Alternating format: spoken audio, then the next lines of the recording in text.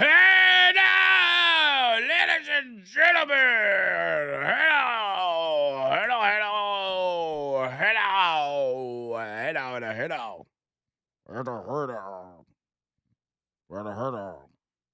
Welcome to hour number 2 of the line, Talk 99.5, talk995.com, Andrew Mclain, who.com, johnbird.com, and there's no johnbird.com, No, there's no johnbird.com. There birdworks.com. used to be Birdworks, but I lost it. I'm trying to bring it back. What was on there? It had everything I've ever done, all my parody songs, all my production, all my business jingles and things like that. Dang, if you would bring that back, we could actually put some standalone over the line videos that are just concentrated on you. You're right. You know what? I may take my junk budget for this month and put it on a get back on the line budget. Not the line. Not the line. Yeah, but I wouldn't do that. I'd put that down the road. I don't think it's important. So Birdworks production. I'm not important in my life. No, my whole but life, I'm saying everything I've ever done. Like, we got you everywhere else. Like, that shouldn't be a priority because there's all these other avenues. I'm just thinking for novelty purposes, maybe down the line do it. Yeah. I mean, it's easy to do. It takes 5 minutes. But Andrew Mclain, who is up and running, and if you've never been to my website, for those of you watching on YouTube, look at this right here. All right, I'm showing you. Scroll through. This is the line. You can listen live to the line by clicking that button. You can listen to the archived shows. I actually need to probably change that to the YouTube so you can watch it, but this is audio only, the line shows, and then to listen to the Over the Line podcast. That's the thing right there. There's just some random videos over the line. Oh, look, there's John Bird dressed up as JoJo Cruz and Tuttle. There's John Bird eating the surströmming. The last time he ate the surströmming, that was a good one.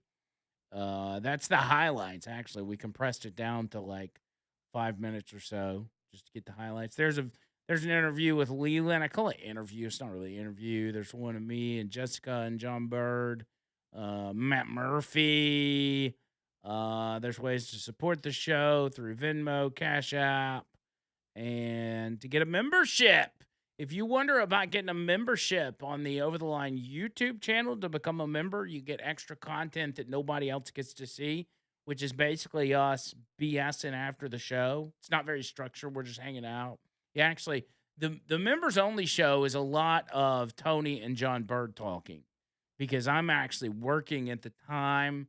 And so Tony and JB are kind of BSing back and forth. And then obviously at the bottom, you got the social medias you can click. And by subscribing on the website, you can get important email updates, which is literally, I never send any emails. But if you subscribe, then I have your email. I can email you if I need to. So y'all check that out, AndrewMcLeanWho.com. Y'all go ahead and visit that website now just so you've got it in your search history. AndrewMcLeanWho.com. I know. Get to it, folks. With 1C. Also, Talk 99.5 on YouTube. We can't stress that enough. I love the fact that people are watching us on YouTube all the time now. Really makes me happy. So y'all get in there and give me a big hey now in the chat. Just go to the live chat and click or type in hey now, hey now, hey now, hey now. And I will love you a long time. Noto Roofing, NOTOroofing.com, NOTOroofing.com, a roofing company. Bad weather again over the weekend, and instead of kind of pinpointing what areas got hit, I'm just going to cover all of you. Everybody dealt with some of this weather over the weekend, so there is a possibility that you got a little bit of damage. Best case scenario is you got a small little problem that popped up. And Noto Roofing, while doing their free roof inspection, can maybe fix that little problem right there on the spot and not have to charge you anything because it is a small issue that they can, just hem up real fast. So I highly suggest that you get that free roof inspection from Noto if you have not done it.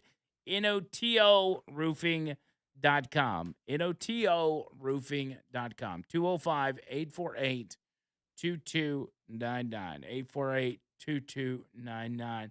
Right now, Eric Shanks, who is the Fox Sports CEO, is revealing um, they're giving an update on the Freedom 250 Grand Prix in Washington D.C., another major sporting event that they're doing in Washington D.C. to celebrate the 250th birthday of America. How America, patriotic is man. it? Just American stuff, racing. You got UFC. You got all this stuff.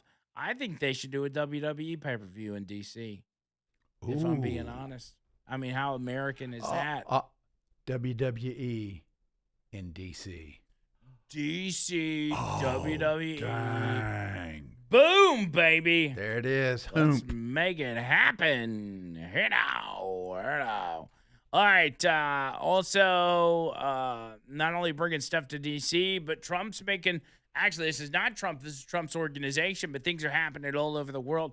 Trump's name is going to be here in the near future.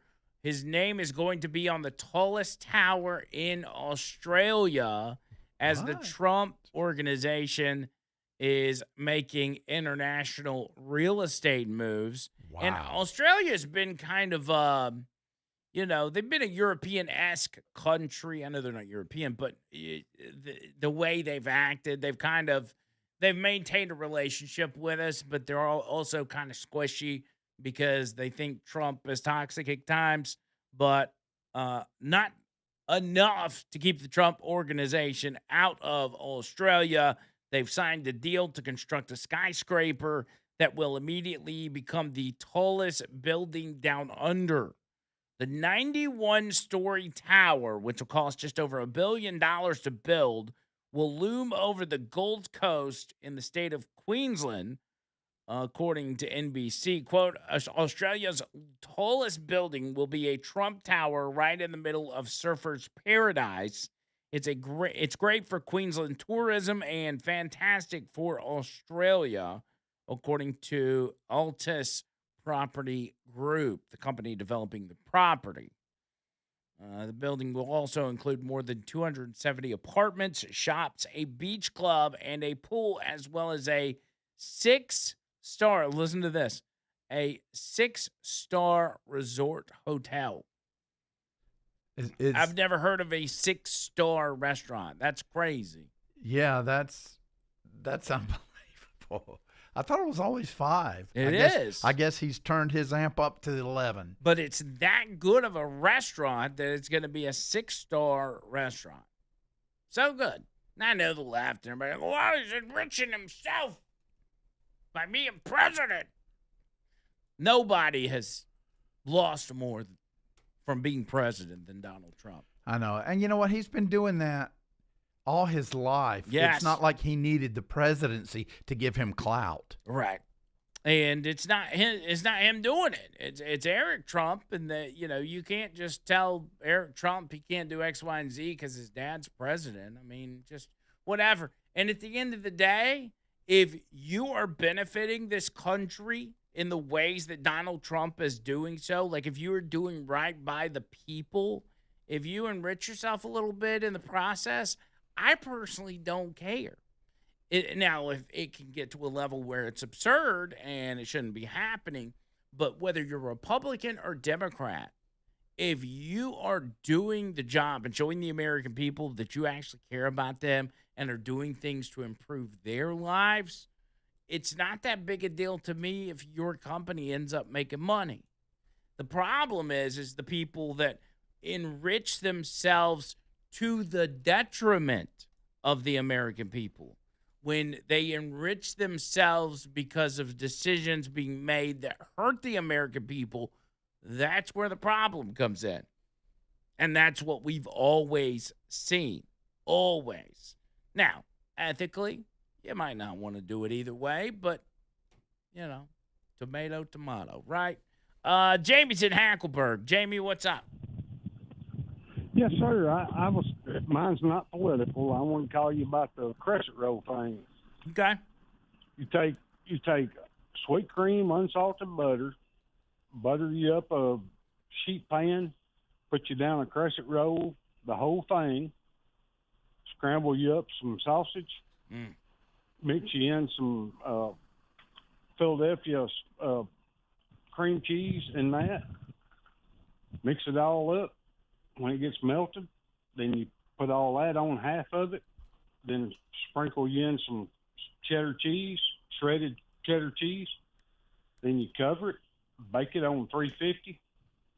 You're talking about good. My 12-year-old son back several years ago when he was 12, he showed me that, and we've been eating it ever since. And you can do it with taco meat. You can do it with Philadelphia or Philly cheesesteak meat, whatever Yeah. you want to do. It turns out great every time. That does sound good. What do you think about that, John Bird? Well, you know that It's sounds good delicious. for breakfast. It's good for supper.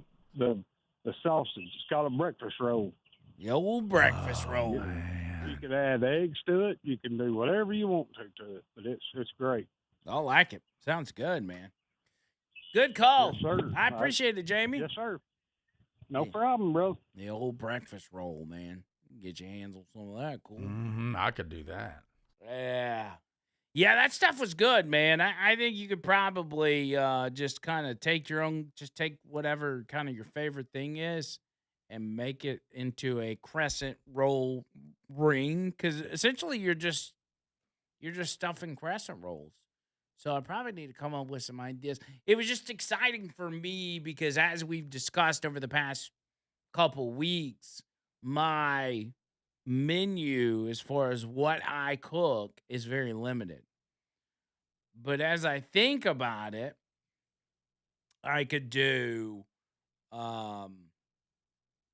maybe next time I can do a pizza ring, do like pizza toppings, put them in there. I could also do, as Jamie mentioned, Philly cheesesteak.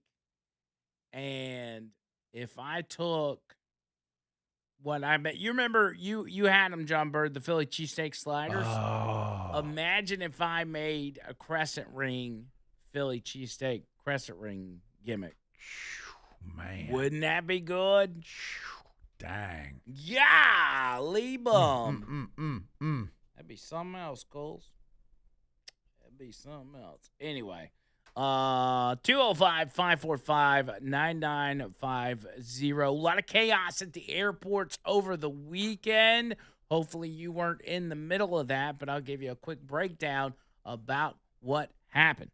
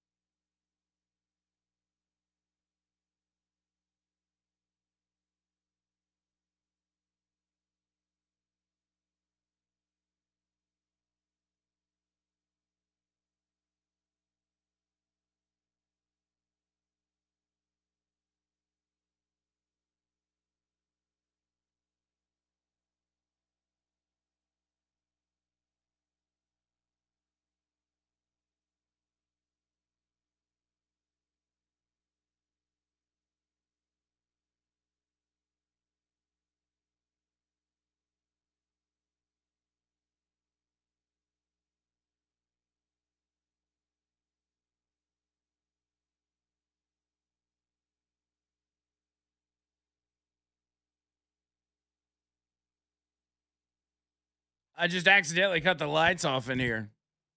Did y'all see that on YouTube? I saw it, so they saw it. If you're if you got your phone or your YouTube app or whatever, go to YouTube, type in Real Talk 99.5 TV and get in the chat and give us a hey now. It took them a minute to cut back on. It's hard to believe how dark it is in here when you got those lights off.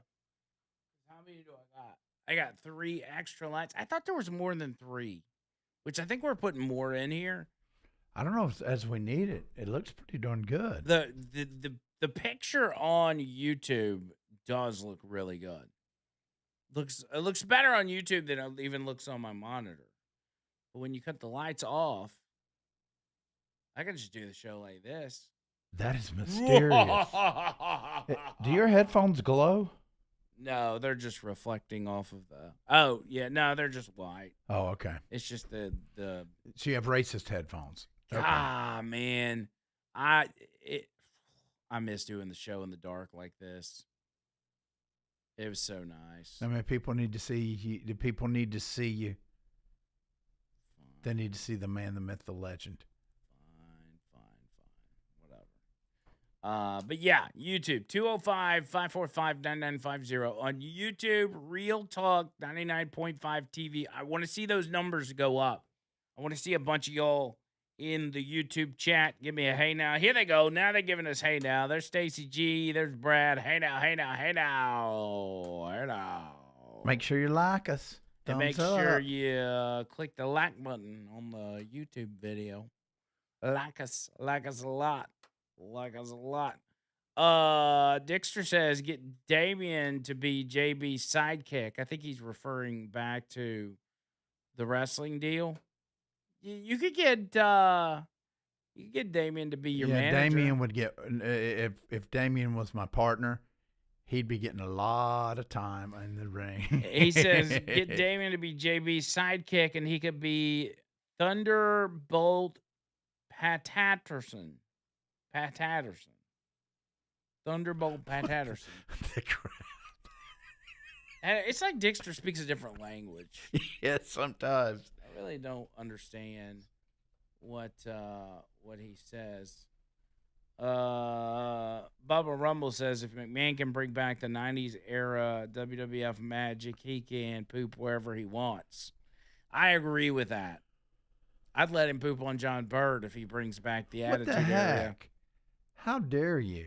I'm just saying, like you'd be taking one for America. You'd really be taking one for because they've gotten into this era where it's like, and I understand it's a business, but it's so about the money that they're pricing people out of going and seeing live shows or getting good just tickets. Like sporting events. It's like all happening all across the entertainment. Yeah, it's too much. And then they're selling out to the Saudis where they're doing pay-per-views in Saudi Arabia, which then caused them to have to do the pay-per-view at like 11 o'clock in the morning.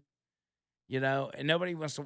People want to watch that at night. They don't want to watch it in the morning. They don't want to have to watch So WrestleMania is coming up. Well, next year's WrestleMania is going to be in Saudi Arabia, and it's like, why? Well, WWE is an American company. You can do shows out there, but don't do the biggest of them all. Don't do WrestleMania. So No, not in Saudi. But with this WrestleMania, I did tell you that Cody Rhodes he's the champion now.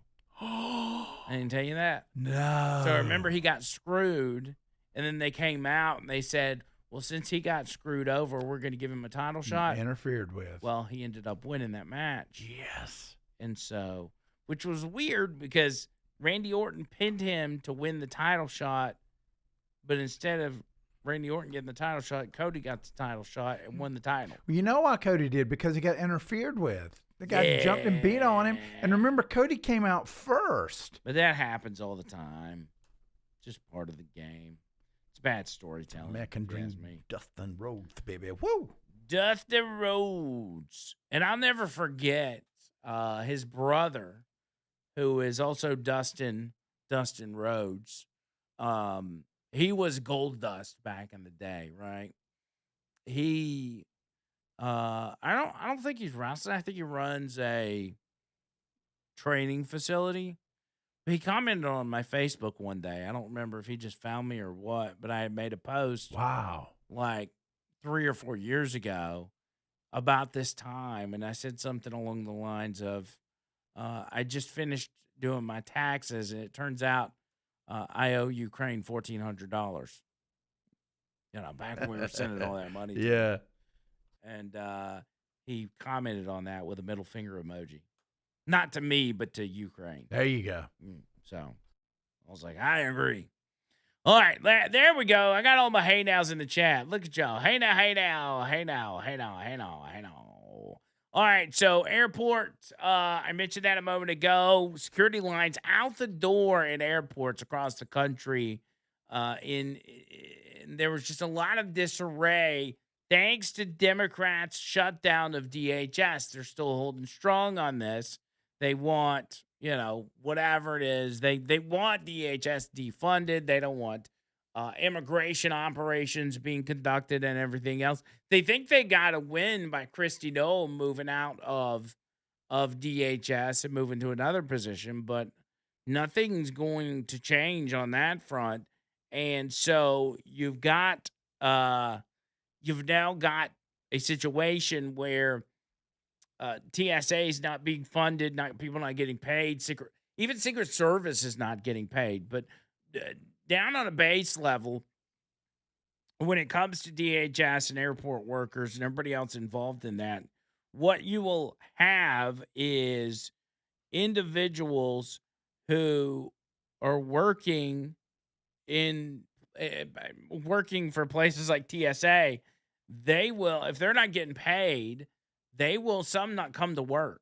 Some of them will take their vacation days or whatever it is and just bow out. And then, maybe they're going to do other side jobs or find other ways to bring in money because not everybody can go 2 4 weeks, 2 3 months without a paycheck, and there's really no end in sight. So that causes all these problems at the airport. Then you mix that with what we saw in Kansas City over the weekend, which was a bomb threat, which they called a very serious incident where the entire airport was evacuated and planes were grounded. Police ended up searching the airport, and I guess they didn't find anything. They announced an all clear. According to Sean Duffy, Transportation Secretary, he said the security incident at Kansas City is now clear and normal operations are resuming. I want to thank law enforcement, including the FBI, for their timely response. The safety of passengers, airport staff, and crew members is always our number one priority. Scores of passengers and workers were forced to leave due to a serious incident that is being speculated as a bomb threat. Officials have not confirmed this, however. Blah blah blah. That was back over the weekend. Anyway, I don't have any information about that, but you can just imagine the chaos on top of TSA that caused in Kansas City.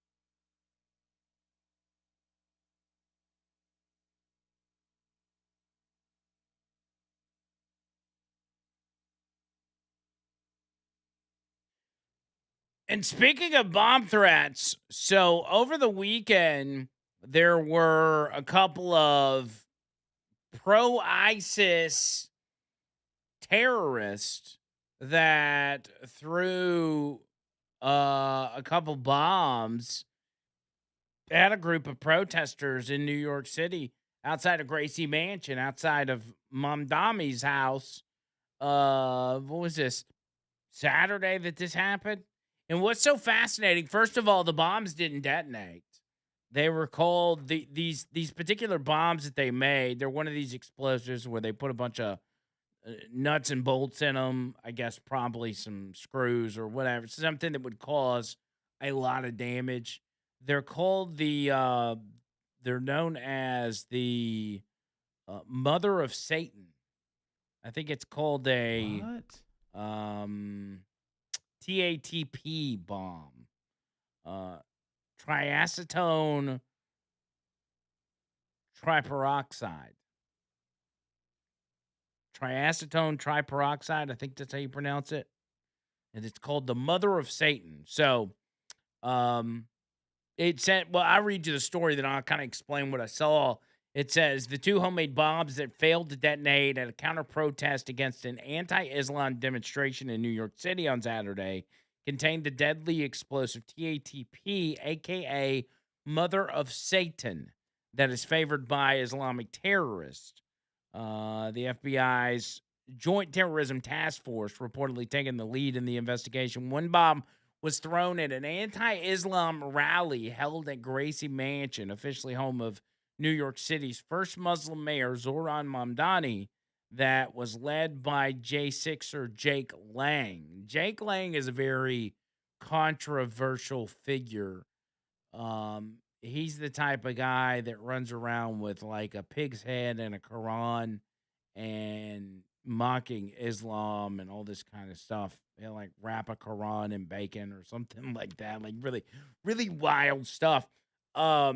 One suspect reportedly yelled Allahu Akbar when the bomb was thrown. The second bomb was dropped after being ignited by a fleeing suspect. And it was crazy to watch because there's images out there of police standing on the street staring at these guys and staring at the one guy as he lights the bomb and drops it and takes off running. In another video that was taken by a bystander, he's recording and the guy runs up into the group with the bomb and then just chunks it. So there's two groups of protesters. There's the pro-Islam protesters and then the anti-Islam protesters. And this guy comes running up and he's like, Allahu Akbar, Allahu Akbar. And he throws the bomb. And the people that are standing there where he threw it, he didn't throw it in that crowd. It was the other crowd. But they were there with a couple of police officers and they're like, dude. Yeah, he's New Yorkers. Dude, he's just doing Allah Akbar bomb and Allah Akbar cocktail, bro. Get him. And he's like running off. It was wild. I'd play it for you, but it's got a lot of cussing in it.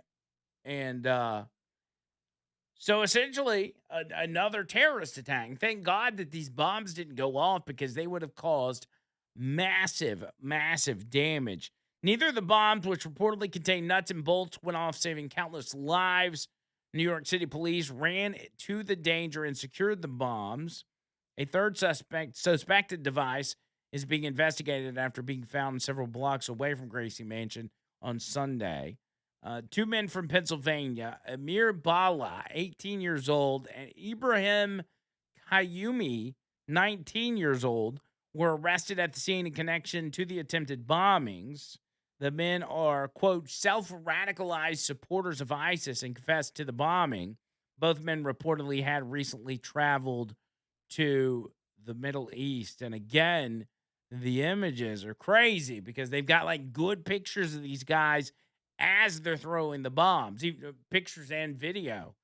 New York Post said the prosecutors busted for, or the protesters, should I say, busted for hurling an IED at Gracie Mansion, trained with ISIS overseas, and packed their bomb with Mother of Satan, an explosive long favored by international terrorists.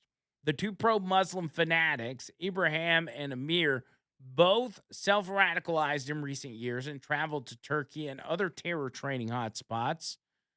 Balat, which was I guess what I say, Amir Balat, spent more than 3 months in Istanbul last year, while Ibrahim flew to Istanbul and Saudi Arabia in 2024 and made a trip to Melbourne, Australia in 2019.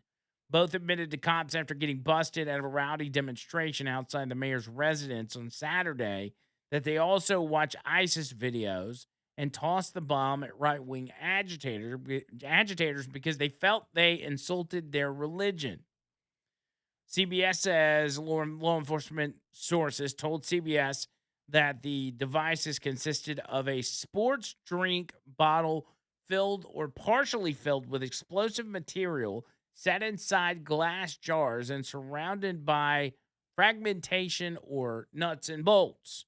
The fuse was apparently connected to an M80 type firework.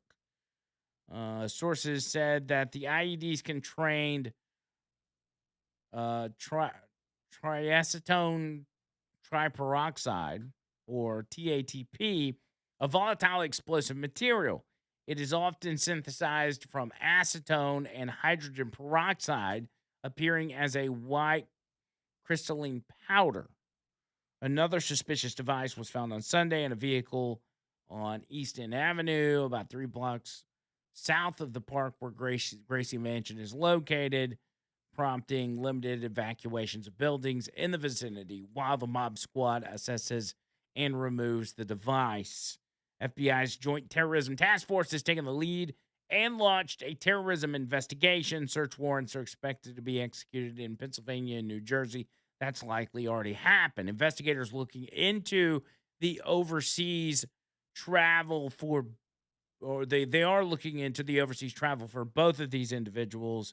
And it goes on to talk about blah, blah, blah, blah, blah. According to NYPD Inspector Paul Morrow, a former NYPD inspector, he said this is the same substance used by major terrorist organizations like Al Qaeda and ISIS, as well as in the attacks like the 7/7 London bombings in 2005, killing 56, and the Ariana Grande concert bombing, killing 22. These are situations where you're well into double figures of people killed, never mind just injured. So this was a very, very serious attempt, much more serious, I would argue, than it likely seemed to many initially. And this is because the bomb didn't go off, this is going to be a very short lived news story. But yet another instance, because it wasn't like the FBI or NYPD stopped these guys from doing what they were trying to do. They completed their mission. It's just that those people at the protest were lucky the bombs didn't go off, because it would have been devastating. We would have a very different looking headline today if that, in fact, would have gone off. That would have been the major headline of the day. Everybody would have been talking about it. We would have been spending a lot of time on this show talking about it.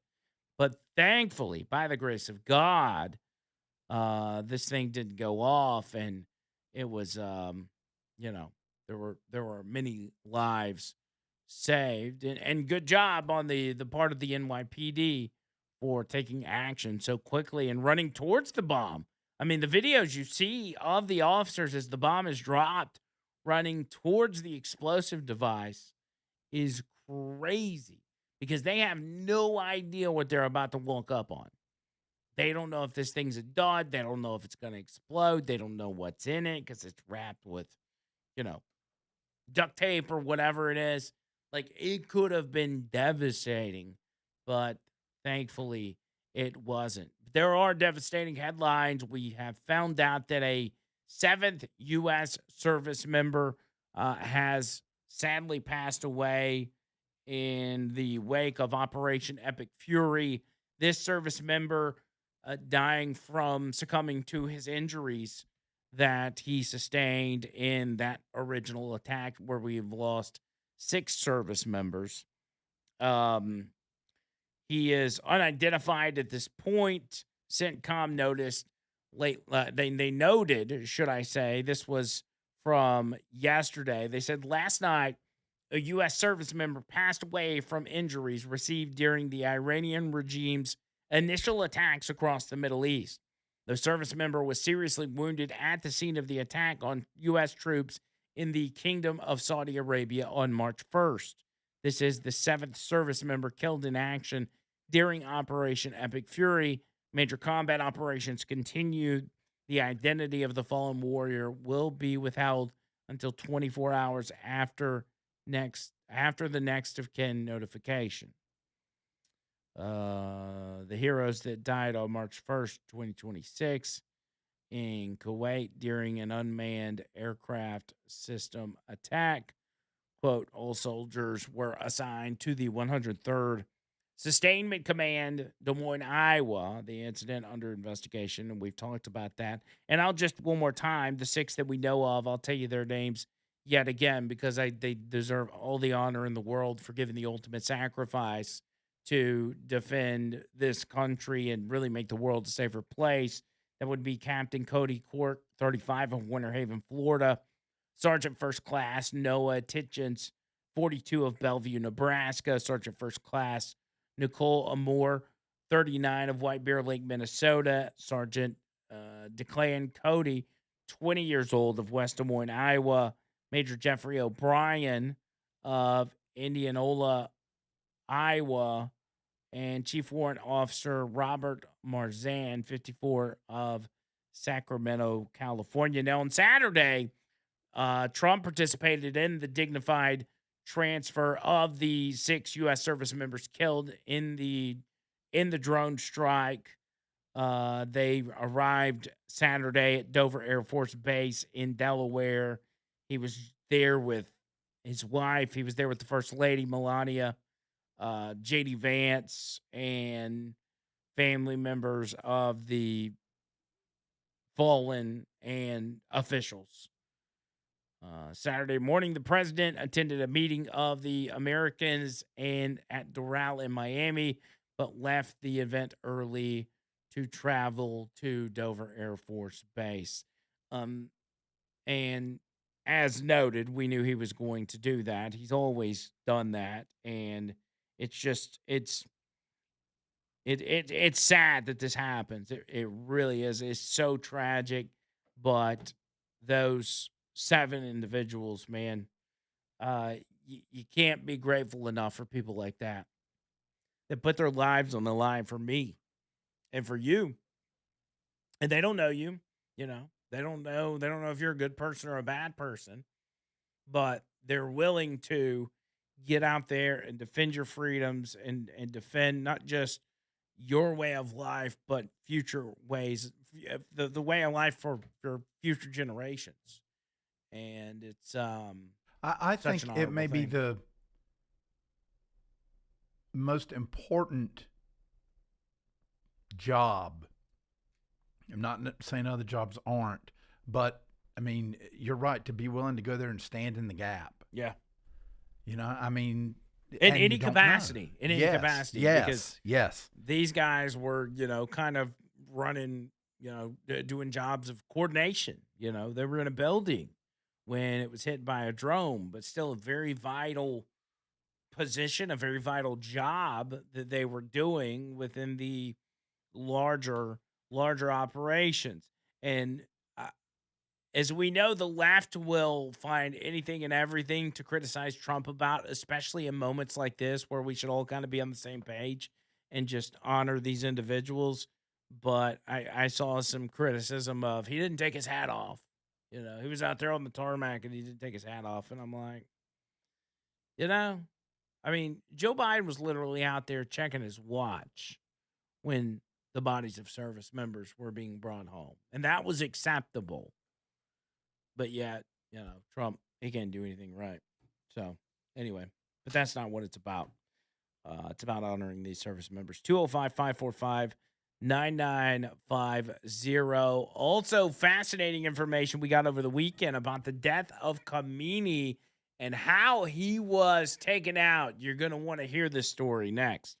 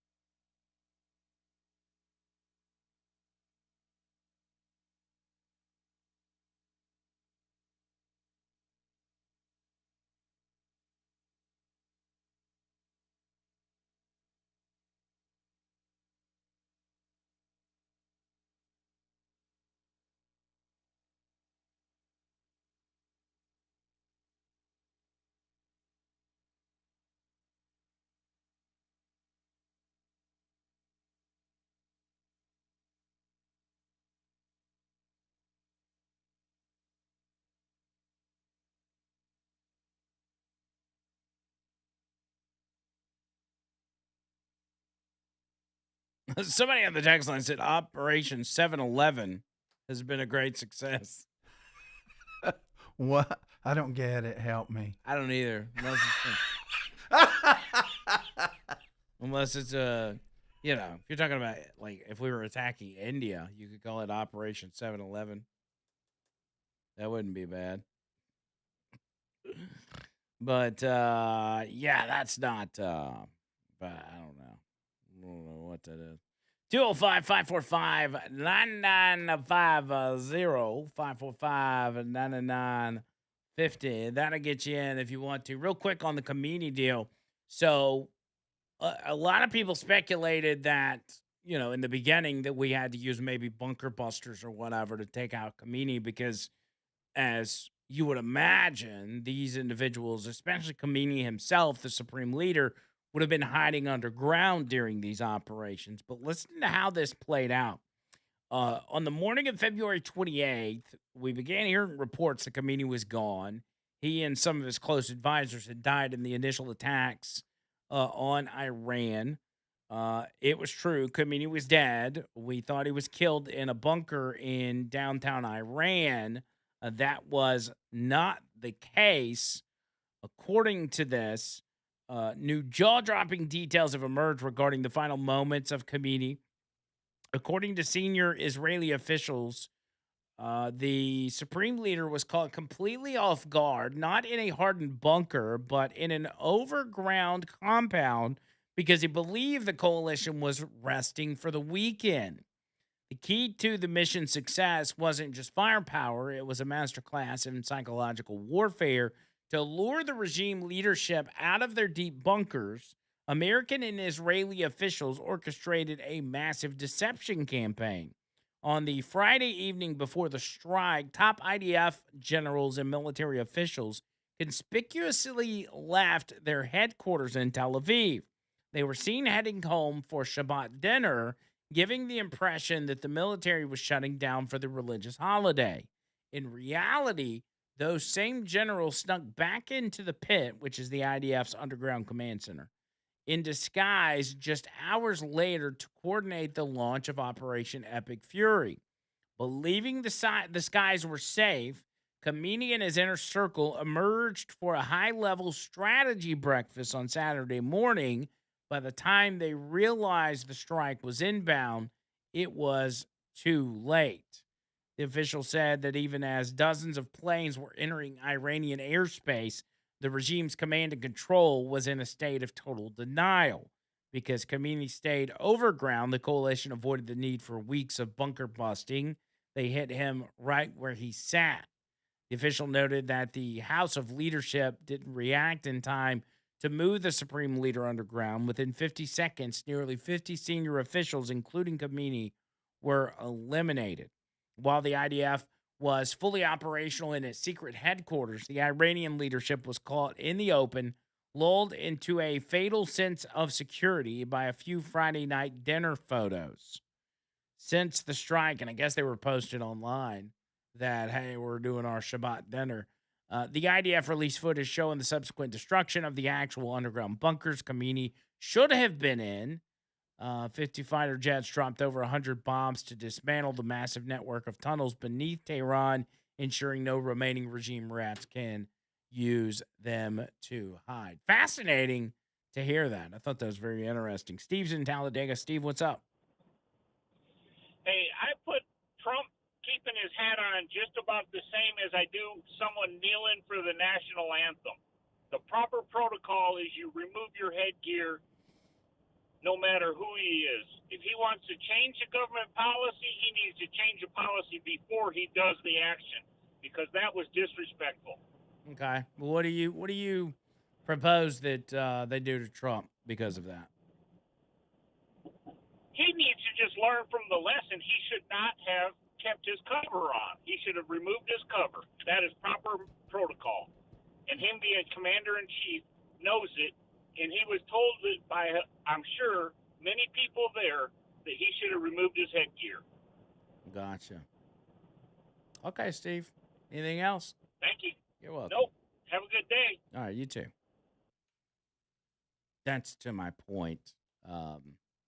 That's what people like Steve are concentrating on. Exactly. Instead of the. But we appreciate him calling in because it's America. Yeah. Well, he's got the ability to bitch and moan about, stuff like that instead of acknowledging the ultimate sacrifice that our 6, ultimately 7 service members paid, and